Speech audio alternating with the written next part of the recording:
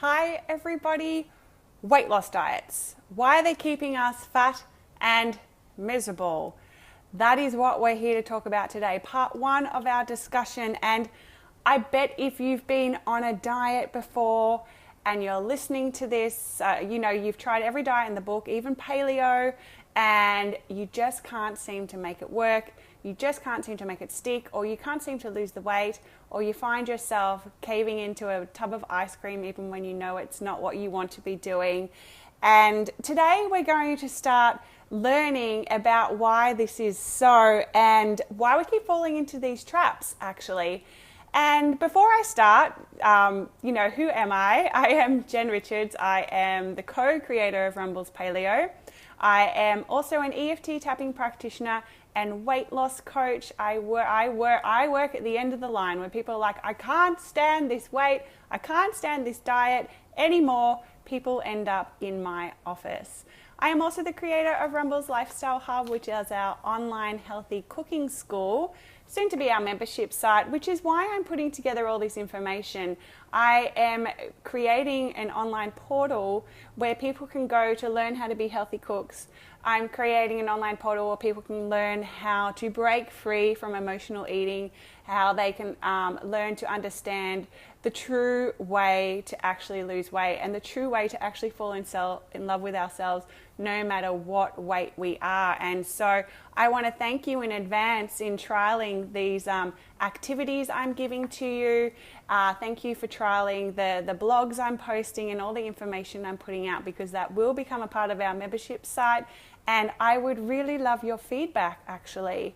So we're launching that membership site in about a month, and all of this will eventually be going on it. So if you wanted to join the Rumble's Lifestyle Hub, you can do so now for $90, and you get everything forever. I'm giving anyone who signs up now $90 forever, because you guys are doing such a big favor for me. After that, it will go up to about $19 a month. So if that's something you're interested in, rumbleslifestylehub.com.au, you grab the whole library, and that's great. If not, just consume this free content, and I just want to do everything I can to help people out there who are struggling with weight loss, who are struggling with finding a place of peace of food, because I struggled with it for so long myself, and now I have some tools to help people get out of that place. So on Tuesday we began talking about this, and I listed a lot of reasons why, and thank you all those people who are coming on now. Hi Rina. Rina is like my mate on Facebook Live. I love that you're there often. And hello Helen as well. We talked about all the reasons why people can't lose weight, and there's so many of them. I thought I'd just start by recapping them. Then I'll go into the article that I published on our blog, and then I will go through the activity with you. So let's begin. So we talked about on Tuesday, and I hope you got some great tips from that. Let me know if you what you took away from it. What was the biggest takeaway for you? If you feel comfortable. You don't have to if you don't feel comfortable, of course. So we talked about how one of the reasons why we can't seem to lose weight is that our bodies are actually wired to want to crave sugar, to want to crave salt, and want to crave fat. We are primal beings living in a modern day world. And back then, thanks Rina, back then sweet told us to eat lots of calories now because there might be a winter coming, there might be a famine coming, and we need to eat all this sweet food and consume as many calories as possible so that we can put on fat, so that we won't die when the famine actually happens. We were programmed to want salty foods, which would come from fish. We were programmed to want fatty foods, which would come from, grass-fed organic meats. But and all those foods are full of great nutrients as well, so we would get full on them. These days we eat sugar, salt and fat in the form of chocolate, we eat it in the form of donuts, we eat it in the form of pizza, and those foods are nutritionally depleted, so our body doesn't know that it's actually eating, because there's no nutrition there. So it's just going to tell you to keep eating and eating and eating. So that was one of the reasons why we find it so hard to resist those foods that taste so good. You are programmed to like them. So that's one of the reasons. Not only that, but these foods are really pleasurable, and our bodies are wired to take us out of pain and put us into pleasure all the time. Sorry, I have to watch you later. No worries, Helen. Thanks for coming as much as you can, and we'll see you in the replay. So, because they're so pleasurable, our bodies tell us to eat more of them because it tells us that we're going to stay alive as we eat them. And it actually sets up reward systems in the brain. So every time we have a good tasting food, the brain stores in there, yes, we're alive. We need to do more of this because it keeps us alive. So whenever we're feeling stressed, and it might be a big stress because of a big task we've got coming up, or it might just be that low-grade stress that seems to just run in the background, our body remembers when we ate that pleasurable food and we felt safe, even if just for the moment. So we wire it to want these sorts of foods whenever it is we feel these stresses. So that's another reason why we can't seem to diet and stick to it. Stress actually puts our body into fat storage mode as well. It releases cortisol, which is a fat storage hormone. Cortisol also tells the body to eat away at muscle, so it takes away our muscle. And it also releases insulin. When we're in stressed, the body thinks it needs to escape.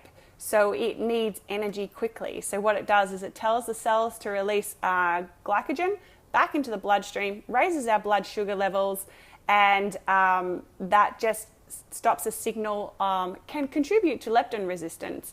Now, leptin resistance is the hormone that tells our brains that we're actually fat enough. We have something called leptin to actually monitor if we're too big or too small. So leptin, if we get too small, tells the body to eat more. It tells it to stop moving as much, and it tells it to stop burning calories. Now, when we're leptin resistant and we're too big, the body actually thinks we're too lean, because leptin will tell the brain that, we've got enough fat on us now, so we need to actually exercise more, we need to eat less, and we need to burn more calories. So when we have leptin resistance, the brain's not getting that message. It actually thinks the person is too skinny. So the body is telling the person to eat more, to conserve energy, and to not burn calories. So that's another reason why it's so hard for people to lose weight. We talked about a lot of things. We talked about the cephalic phase of digestion. We talked about the body wanting to be fat, and I've just got notes here so I remember. And we talked about the unconscious mind, and I think I just said this. We talked about how the body may want you to be fat. And people think that's crazy because logically all we want to do is be skinny. And people think I'm crazy when I say that. They're like, no way I want to hold on to this weight. I've spent my whole life trying to lose it. But the truth is, it's our stories around food, it's our beliefs around food, the ones we're not even aware of, which are actually running our lives, which we're going to talk about today, that are sabotaging our attempts to actually lose the weight, to stick to the diet, and to be able to not want the chocolate, the chips, and all that other stuff that is nutritionally deplete.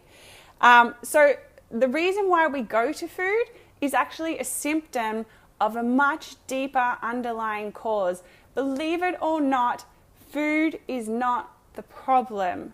The belief systems we have about ourselves, the stories we tell ourselves about the food, whether we believe we can actually lose the weight or not, and how hard we think it's going to be, and whether we believe we deserve to be skinny. These are actually dictating how successful we're going to be on a diet, and these beliefs are actually signaling all sorts of hormone releases in the body, which are actually keeping us fat.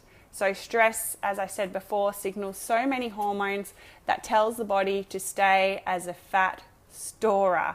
And I think I've talked about that before. So we have like 32 trillion cells, and they are controlled by our thoughts. And so every time we have a thought, it's like we have this chemist in our body. Every time we have a thought, it tells our body to process certain actions. Those cells are performing 100,000 different actions simultaneously in the space of a second. So that's 37 trillion cells multiplied by 100,000. That is the body in action with every single thought we have. So can you see why it's so important that we have to get to the bottom of these belief systems and the stories? Because they are signaling the body to release hormones. They are signaling the body to behave in certain ways. I always say you can control what you put in your mouth, but you cannot control how the body is going to process it. And that's really important for us to be aware of. So what I really want to do is help you get to the bottom of those belief systems so you can program your body to want to be skinny. So you can program your body to want to be successful. Until we believe we can be successful, until we believe that we deserve the body it is we so logically want, until we can believe that to be true, we won't be able to lose the weight consistently and permanently. Sure, you can use willpower to lose it for a month or two, a year, but what happens when the willpower ends, okay? Our bodies are programmed and they go back to old behaviors. So, hello Deborah, thanks for joining us too. All right, so we need to talk about, we don't need to, but this Facebook Live is all about the article I published on our blog called Weight Loss Diets, Why They're Keeping Us Fat and Miserable. And I wonder if anyone agrees with anything I've said so far. I know people are coming and going, so some people may not have said it, but just give me a little thumbs up if anything I've said relates to you and your beliefs. Just give an indication of why, if you can start to realize why it is you can't stick to the diet, why it is you can't resist those temptations in the cupboard, in the supermarket. You know those temptations when you walk past them in the supermarket and they call your name out. Mine are chocolate bullets. They still call me all the time, and sometimes I eat them because they're not a scary food for me anymore, and I can say no to them most of the time. But sometimes I just want to eat them because it's not a bad thing to every now and then eat a naughty food or supposedly naughty food. And I think people need to realize that, because there's so many of us that go, oh my God, I had a bite of cake, now I'm just going to eat all the bad stuff. And that's a program we need to get rid of as well. Just because we have a bite of cake, just because we have a few chocolate bullets, doesn't mean we're a bad person, doesn't mean we failed at our diets. So that's just a little side note. So with the article, I talk about the fun park of life. So there was this illustration here, and I always bring stuff back to little illustrations. I think it really gives people a better way to understand things when you can see it visually. And I talk about when we were children, and you know what, when we were kids, we just wanted to have fun. What we ate didn't matter. Do you remember as a kid? I remember not wanting to eat because it was a pain in the ass. It would take up my time. I wanted to be playing on the monkey bars. I wanted to be somersaulting and rolling down grass and doing all those things. Eating was just a pain in the butt. And most of the time when I did eat, I'd have a few bites and then I wouldn't want any more. Can anyone relate to that? It was more important to play than it was to count calories, than it was to be worried about what it was we had for lunch and what we were going to have for dinner. And for so many of us, that rules our lives now.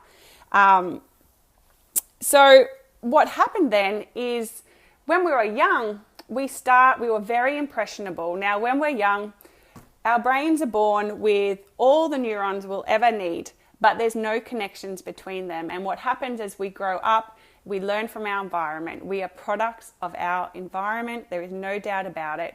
And every time we have an experience, we start to sew this tapestry together in our brain. We start to create these neural networks, and we start to create beliefs about who it is we believe ourselves to be, and whether we're good enough, whether we're pretty enough, whether we're smart enough, whether we're intelligent enough. And we learn those specifically from our elders, and our elders learned it from their elders, and they learned it from their elders. So pretty much who we are is just this evolution of our own ancestry. So we can't blame our parents for anything, and I know a lot of us want to, because they can only blame their parents, and their parents can only blame their parents. We are just an evolutionary species, and when I work with my clients full time, I actually teach them how to forgive their parents, because that's a big one. We won't go into that here, but it is a big topic, which we'll dive into maybe another time.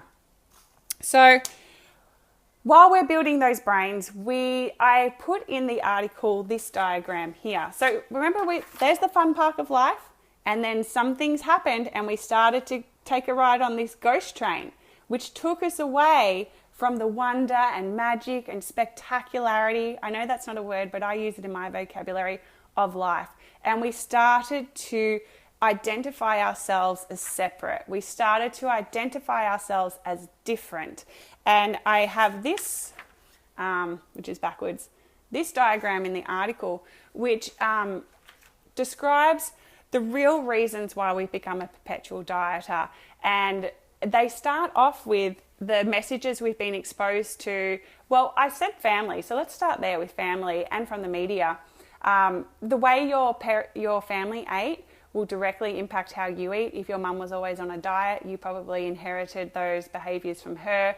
If you were taught to eat, finish everything on your plate, then you probably believe you always have to eat more.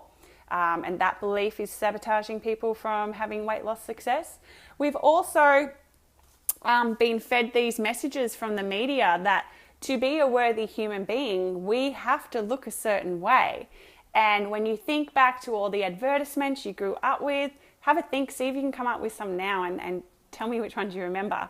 The advertisements, the TV shows, the film clips, all of them were telling us that we needed to be a certain weight, we needed to have perfect skin, we needed to have a certain look in order to have a happy lives. When you think about those people in the television commercials, in the advertisements, in the diet soft drink commercials, they were all having the most fantastic life ever, right? So in our minds, in our unconscious mind, we believe that skinny, we believe that pretty equals the perfect life. And with these messages, unknowingly to us, we start to compare ourselves to these people we've seen on the telly, to these people we've seen in advertisements. And then we started to compare ourselves to the people in our lives as well, to our friends. Maybe you started to notice that your best friend was a little bit skinnier than you. Maybe you noticed that your friend had darker skin than you. Maybe you noticed that you had more freckles. And oops, sorry about that, my phone rang. And you started to wonder why you didn't look like them. So we've started to compare ourselves from others, and we started our fall from grace, really. We started our fall from the wonder of our true glory, of our true amazement, of our true wonder, because we truly are 100% perfect. As much as you probably don't want to admit that, you always have been, and you always will be 100% perfect. So when we started to compare ourselves from others, when we started to identify being good enough as related to having this perfect body, that's when we decided that we needed to diet in order to look a certain way, in order to be worthy human beings, in order to be lovable. And the diet industry were really good at this. They told us the only way to get skinny was to cut calories and to exercise like crazy. And if you grew up like me in the low-fat era, in the Diet Coke era, in the fat is evil era, this message is very clear: cut calories, exercise more, and you will have the body of your dreams. And the truth is, if that worked, we wouldn't be having these problems. There wouldn't be an obesity epidemic. There wouldn't be these health epidemics, because we've been given that message for decades and it ain't working, is it? Okay, so they're two of the reasons. The third reason why we become a perpetual dieter is trauma, real trauma or perceived trauma. And I talk about trauma a little bit more in an article I wrote about EFT tapping, which I'll include the link to below. And from our traumatic experiences as children, we set up belief systems of whether we are good enough. Generally, most of us are running around with the program, I'm not good enough. And believe it or not, this was probably set up in your foundation years when you were 3 or 4 or even earlier. So real trauma is, you can say that real trauma would be something like an accident or a death in the family or an illness, or something quite tangible and something quite big and impactful. That's what we perceive as real, we say as real trauma. In EFT tapping, we call them big T's, big traumas. And the little traumas are just as impactful. So little traumas are things like maybe it was a sly comment from a friend, maybe you were teased a little, maybe it was your parents saying, you know, what, you're a hopeless child. Little traumas might be your brother picking on you. Little traumas might be any number of experiences. It might be you thinking someone said something about you, but they never really said that at all. Those are little traumas. And the belief systems we draw about ourselves because of those little traumas set up the foundation for who it is we believe ourselves to be. And when we go through our activity, you're going to see how this actually pans out. So I wonder if you can think of some little situations back when you were a kid where you've started to compare yourself to other people, where you've started to think, maybe I'm not pretty enough, maybe I'm not skinny enough, maybe I'm not something enough. And what's happened once we've created those beliefs, we've gone out into the big wide world with these belief glasses on. And most of them are tainted glasses. And this belief of I'm not good enough means that we go out with these glasses on and we view all the experiences in our world through this filter. So as we're experiencing life, we're looking for situations to prove to ourselves what it is we believe to be true about ourselves. So if we have this I'm not good enough belief in us, we'll go through other experiences and we'll interpret them to back up our belief systems. And so the beliefs just get stronger and stronger and stronger and bigger and bigger and bigger and bigger until they just become a way of being. So that's another reason why it is that we're struggling so much with diet, because if we don't believe we're good enough, then why would your body want to be skinny? Because skinny equals success and skinny equals being good enough. And that goes against everything you've programmed yourself to be. So self-sabotage is just around the corner. Now you need to understand the conscious mind here who says, I want to be skinny, I'm going to go on a diet and I'm going to get it. But the conscious mind is just the tip of the iceberg. You need to think of the unconscious mind as the bottom of the iceberg. These are the years and years and years of experiences and belief systems that are building up, that are creating you as the person. So when you go out and say, I'm going to go on a diet, I'm going to lose all the weight, this belief system down here is going, nah, you're not good enough. You're not, no way you're going to get this done. We've been programming you to be this way for the last 30 years or however old you are. And if you listen to, I study a lot of the work by a guy called Joe Dispenza, and he says by the time we're 35, 85% of us are just programs. And Rinna's saying, I was always called fat in school, so I just believed that I was fat my whole life. Even now I struggle with it and my whole mindset around it. Exactly, and that's happened to a lot of people. And when we go through this activity, you'll see how that happened to me as well. It's just in us. It's programmed into our unconscious mind. And it's really hard when we've spent our whole life believing that to be true. How is it going to be just as easy as that to go on a diet? How is it going to be just as easy as that, cutting calories and doing all the exercise when you have this whole belief system telling you that you're fat? Your body doesn't want you to lose weight, okay? Because that is who you believe yourself to be. And I want to help people to unprogram these behaviors because and these belief systems, because they're not true. It's just a big fat lie. That's what needs to be fat, is that lie, okay? And that's what we're going to do today. We're going to start unpicking that so that you can let it go and experience whatever it is you want to feel. So I wonder if anyone else on this call can relate. But it's going to make much more sense when we go through the activity. Now, where was I up to? I lost myself. So 85% of us is pre-programs. I remember Wayne Dyer once saying, none of us is doing anything. We're just being done, okay? It's really important to consciously become aware of these programs. Now, I was saying before, when we were children, we had all the neurons and all the experiences we had and the beliefs we related to those experiences and those traumas became the foundation of who we are now. At about the age of 6 or 7, our brain had sewed itself together, and what happens is this thing called myelination happens, which kind of cements the brain into place. And there's a saying that show me a man at the age of 7, show me a child at the age of 7, and I'll show you a man at the age of 47. And that's because of this brain cementing going on. But the thing is, the brain is plastic. It can be changed. And lots of studies are coming out showing that now. And belief systems really are just thoughts that we've had. They started off as innocent thoughts that we had over and over and over and over and over and over and over again.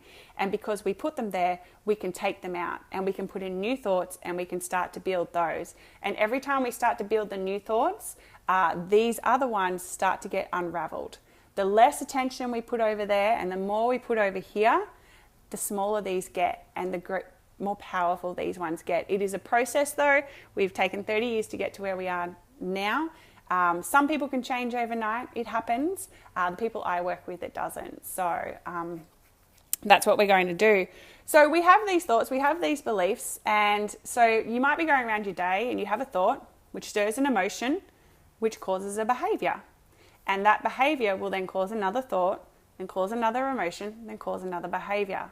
Then we have thought, emotion, behavior, thought, emotion, behavior. The problem is the behavior is based on the previous thought and emotion and behavior, and then that behavior is based on the previous one. So if they say 95% of our thoughts are the same as the day before and 80% are negative, if we're caught in a negative thought, can you see how it's just triggering and triggering more negative and more negative thoughts until we come to have this personality? Joe Dispenza calls it a state of being. We have a personality that's just programmed. We've memorized guilt. We've memorized shame. We've memorized unworthiness. And that has become the person who we are. So if that is who we believe ourselves to be, it's really hard to change. It's really hard to experience success. So we need to bring light to our thoughts, to these beliefs. And there is a torch. There is a torch at the end of this tunnel, and start to break them down. So what I thought we would do is we will go through that activity together. So I have a workbook with the article, and I am going to include the link to the article below if you haven't read it yet. And in the activity, where did I put it? It's somewhere here. Here it is. In the activity, I actually ask you to create a food, body, and health autobiography. Now, I do this with all my clients, and it is one of the most insightful processes that they ever do. The amount of aha moments they get from this is ridiculous. And for some people, just from doing this activity, they let go of a few of those beliefs right there and then, because that's how powerful it is. So what I get you to do in the activity, and I was just going over it again, I've done this process a number of times myself, and every time I do it, I learn something new. There is these little worksheets. And what I get you to do is I get you to go back to when you were young, and I get you to describe your experiences around food. I get you to write down any perceived or real traumas in a chronological order. So in the first column, you write your age, then you write the experience, and then afterwards we're going to go back and find the belief that was created because of that experience. And I ask you to write you don't have to submit this to anyone, this is just for yourself. I ask you to write down the happy times and the not so happy times, because traumatic experiences make us believe we're no good, but a lot of wonderful experiences in our lives were around food. And so we've set up this reward system that food equals love. So when trauma happens, down the path, we go to what gives us love. We don't want to be in trauma. We don't want to feel pain. The body wants you to survive. The body wants you to live. It's always taking you out of pain. And so when you record your significant events around food and you understand how you've set yourself up to want to eat food to experience love, then a clarity happens, and a bell rings, a light goes on, and harps play and angels appear and stuff like that. Hello, Denise. No worries, you can watch the replay. So I'm about to go through this activity with some of my life experiences, and you can do this after we finish. And I'm also going to do some EFT tapping with you afterwards to help with this. So if you haven't done the activity or you're doing it later, what I suggest you do is you come back and do the EFT tapping after this. And if you're not sure what EFT tapping is, I've written a whole post on it and I'll include the link below. You feel really stupid when you start doing it because it does require you to tap on yourself and say some things out loud. But it is so powerful. It's the tool I used at the end of my experiences with eating disorders to finally get control of it. I felt stupid when I first started doing it, but I use it every single day. And it's a tool you can use anytime and any place to reduce stress and to change your belief systems, to rewire your brain. It is so powerful. So let's go through this activity and I'll go through some of my life with you. Don't worry, I'm not going to give you every single detail of my life and I'm not going to be here on my pedestal, telling you everything about me. Don't you hate it when you go to parties and people just talk about themselves on and on and on and on and on and on and on and you have to go, I think I have to go to the toilet. I'm not going to be one of those people, I promise. So let's have a look. Firstly, my age from 0 to 4. I remember I did some regressional therapy. I went to a Tony Robbins seminar and they did this regressional hypnotherapy thing and it was spectacular. And this is where I remembered this. I didn't remember this. And when I do EFT tapping with my clients, we go and we get back to memories like this as well. I remember an incident in kinder and I was playing with my girlfriend in a sandpit. And there was another group of kids. I don't even remember who they were. I just remember this happening. And when you do go back and do this, a lot of you will say, I don't even remember if this is true or if this is real. But if you believe it to be real, go with it. Your unconscious mind forgets nothing. And it will throw up stuff to you sometimes that you're like, oh, is that real? If it feels real to you, it's true. Hypnotherapists can go back and get people into a state where they remember smells, they remember the sounds, they remember everything. You've got to trust whatever it is that the unconscious mind throws up into your brain. So when I first thought of this, I thought, is this true? But I believe it to be true. So I don't remember the kids. So I was playing with my girlfriend. There was another group of friends over there, group of kids over there. And they said to my friend, come and play with us. And so she trotted off to play with them. And I remember just sitting there on my own. And I thought to myself, oh, well, I'm not going to sit here on my own. I'm going to go play as well. And I remember going over there and the kids saying to me, you can't play with us. You're not allowed to play with us. And I remember just walking off. I remember sitting in a chair under a shade and I remember just crying. And I remember thinking to myself, what's wrong with me? What's wrong with me? And it's from that moment on, I believe that I set up the belief system of I'm not good enough.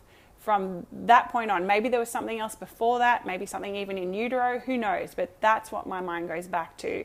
So I always remember being an uncomfortable child. I always remember thinking, do they like me? I always remember being with my cousins and thinking, oh, I'm the odd one out for no particular reason. As I said before, I donned these glasses of I'm not good enough. So I went into the world and I had these experiences where I was always thinking, do people like me? They think something's wrong with me. And that's because I'd set up this belief system that I'm not good enough. So I was kind of an uncomfortable child because I never really felt like I belonged. And I put it down to this incident.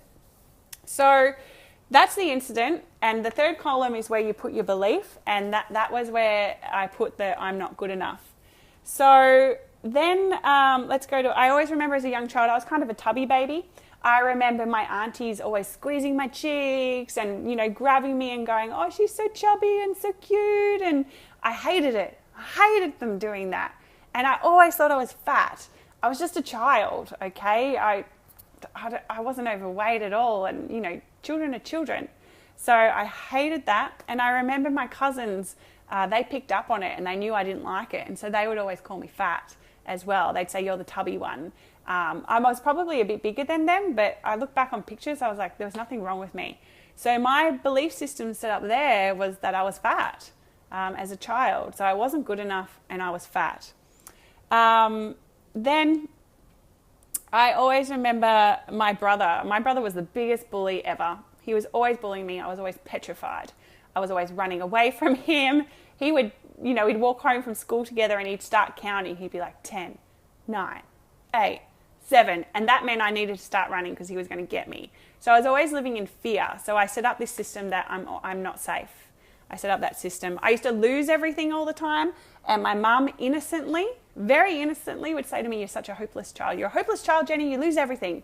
So I had this belief system, I write that in there, I'm hopeless.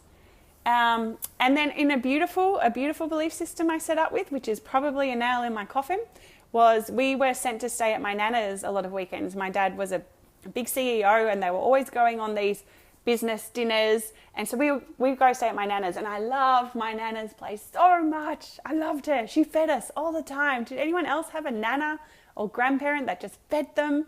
My nana would give us biscuits and she would give us hot chocolate in bed. She'd buy us McDonald's.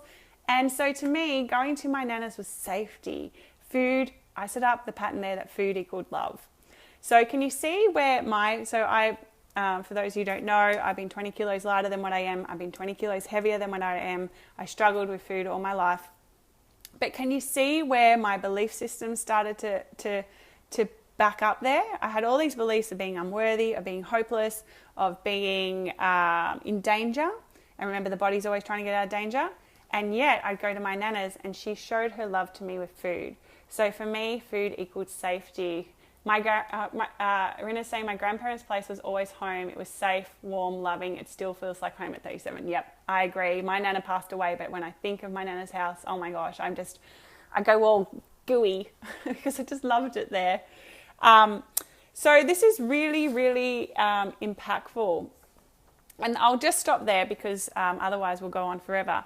So if you go through and do this, you're going to see where you set yourself up with the programs and why it is possibly that you can't lose the weight, or why it is that you can't help but eat all the food on your plate even when you're full, or why you can't help but eat the ice cream when you know you're supposed to be doing this paleo thing. So go through and do that. It's so impactful. The other thing is, because I'd set up those programs, I didn't believe I was supposed to be successful. I thought I was just supposed to be a failure all my life. And so for me, being skinny equaled success at one point, and my body didn't want me to be successful. So why would it stick to a diet when skinny equaled success? And then there's whole nother set of belief systems which I go through when I became anorexic. And anorexia is always about a control issue. So that's another story for another time. But I want you to go through and do that. And I want you to, what I've done, after you've done it, I've given you another sheet where you can just record your aha moments. Like those moments where you're like, oh, that's why I fall for the chocolate chip cookies. Oh, that's why I'm this way. I want you to record those aha moments because they're so wonderful. They allow you to let go of certain beliefs instantly. Maybe some of you have had them already. And then what I want you to understand though as well, and this is what I do with my clients, is that the body doesn't do anything for no reason. It's always trying to keep you safe. So your journey and battle with food, as horrible as it may have seemed, has actually kept you alive. It's kept you protected. It's actually been doing its best, as hard as this is to believe, to keep you safe. It doesn't want you to be in pain. So it's really good to honor our journey. And the truth is, without this journey, we wouldn't be the people we are today. I bet you, for most of you, if you had have been super skinny and pretty and, you know, the classic definition of perfect, then you'd probably be a shallow, horrible person, possibly, because you wouldn't have learnt the lessons of humility. You wouldn't have learnt the lessons of gratitude. You wouldn't have learnt the lessons of resilience. You would have learnt the lessons of persistence. So we do need to honor our journey because it has made us the people we are today. It's made us more loving. It's made us more patient. It's made us more any number of things. So today, right now, I'm going to do some tapping with you. Have you guys tapped before? Give me a little thumbs up if you've done tapping with me before. I don't know if you had. I've done it in other videos. And EFT tapping is when we tap on meridian points on our body, which are acupressure points. Somebody has tapped with me before. And when we tap on acupressure points, it actually deactivates the stress response. It talks to the amygdala in the brain. This is why acupuncturists put needles in there, and it tells the brain to relax and be calm. And as we tap, we're going to speak as well. So it's a form of exposure therapy. We're actually going to say what it is we're feeling. Now, I don't know what it is you're feeling, so I'm just going to give you a general script. Donna, you haven't tapped. Awesome. This is going to be your first experience of tapping. So you may not, if you've just joined, you may not understand what we're talking about, but you can go back and listen and do it again. And after you've done the activity from the workbook, guys, I really want you to come back and tap again, because it will stir up emotions. It will start to stir up the mud deep in the unconscious mind. You see, the unconscious mind has been running these programs for a long time. And once you start to dig into there, things get a little bit mucky and a little bit messy. But what I always tell my clients is when it feels a bit mucky and messy, it means that the work is being done. Things generally have to get hard before they get easy. And you're confronting belief systems that, the body believes has been keeping it safe. It's like it wants to hold on to them because it protects you. It keeps you who it is, who you are, you believe yourself to be. Denise, yep, stopped. Oh, you did stop. Oh, good. I did some tapping with Denise on cravings for donuts, and she says she hasn't bought any donuts since. So that's really beautiful. It's magical. So do the activity and come back and do this tapping activity, because it's really going to help you. It's really going to help you deal with emotions that may come up. This work is hard work. It's not easy. That's why people don't have success, because it's hard. And I tell my clients, most things are hard before they get easy. You didn't ride a bike overnight. You didn't walk overnight. You didn't do anything overnight. You had to practice. So let's start the tapping.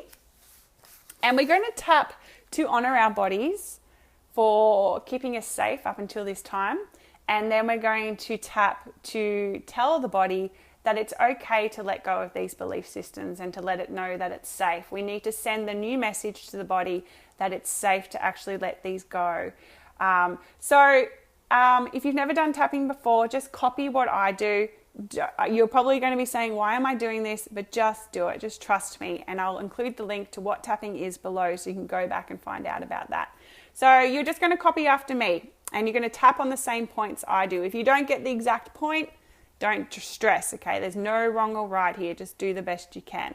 So we start tapping. This is called the karate chop point. And we're going to set up with, okay, even though I have some really good reasons for not losing the weight, and I'll stop after each sentence so you can repeat after me. I still deeply and completely love and accept myself. Even though I have some really strong reasons for keeping this weight in place, I deeply and completely love and accept myself and my journey.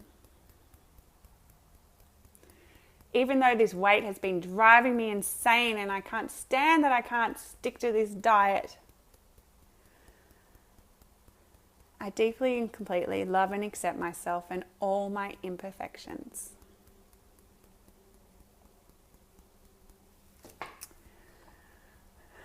So tapping on the top of the head. I can't stand that I've had all this weight for so long. I can't stand that I haven't been able to stick to my diet. I hate how I can't resist all that yummy food. It's been such a long and tough journey. I felt like such a failure. I just felt like such a failure all this time. I so desperately wanted to change.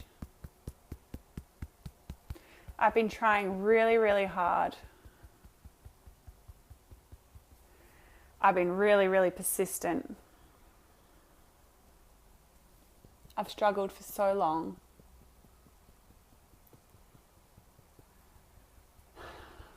But I'm ready to change now.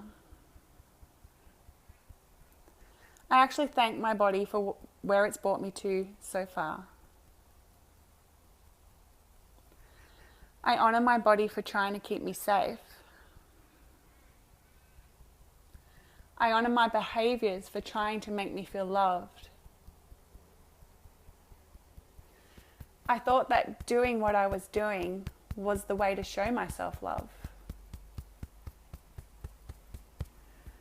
I thought behaving that way would keep me safe, and I'm just tapping under my arm. But really it wasn't keeping me safe at all.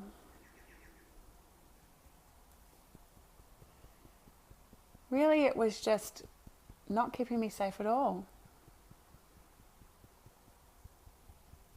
I realize that I can let this go now. I realize that there's a new way to behave. I understand that there's more loving ways to treat myself. I realize that there's other behaviors I can do instead. In fact, it's safe to let go of those old behaviors and to start new ways of being. I honor my body for doing what it has done to keep me safe now. But it's time to turn the table, time to turn the tables. It's safe to let those old beliefs go. They weren't really true anyway. In fact, now I think about it, they were nothing but lies. I can let those go now. I've learnt that lesson. I don't need to repeat it anymore. And so I'm looking forward to changing. I'm looking forward to a new way of being. I'm looking forward to this new journey. There's so much wonder to be experienced. There's so much joy to be had. And I choose to start experiencing that now. I choose to begin loving myself now. It might not happen overnight, but I'm taking the first step. And I love myself for that. It feels good to start afresh. It feels good to know there's another way. It feels good to know that I can change. It feels good to be on a new journey. I honor the journey I've been on. But we're going somewhere new now. And new explorations are always fun. I am safe. I am okay now. I'm totally safe now. And I'm ready to start afresh. And just take a big deep breath in. And just stretch out. We're opening up all the energy channels in our body. And breathe in and just shake it up a bit. And that's just a little tapping to give you the belief system that you can change, to start reprogramming you and to give you the confidence to start afresh and to know that you can change. And the past does not equal the future. And it tells the body, who's trying to keep people in old behaviors, trying to keep people keep weight on, that it's actually safe to stop doing that now. And once it starts to get those messages, it will start to let go of that protective layer of fat, if that's what you're wanting to lose. It'll start to let go of those protective behaviors that it thought it needed to do to keep you safe. And you will start giving yourself permission to actually be successful. You'll start giving yourself permission to actually begin loving yourself. You'll start giving yourself permission to begin to heal. And that's where it begins, my friends. So I hope that's been really helpful to you. Go and do the activity And you can shoot me an email if you have any questions. I'll include my email below. I know this is a public forum, so some people might not be confident or wanting to ask publicly. Feel free to email me. And as I said, if you want to join the rumbleslifestylehub.com.au, it is $90, and as of a month it'll become a membership program where all this information will be part of the membership. So you'll get it all for forever for that price. So, but otherwise, just enjoy this free information and give me your feedback, because I'll be using it to make the resources even bigger and better. You're so welcome, Rina. And I will see you next week for part 2. I need to go update the workbook now, because don't do activity 2 because we're going to do that next week. And the article will be updated.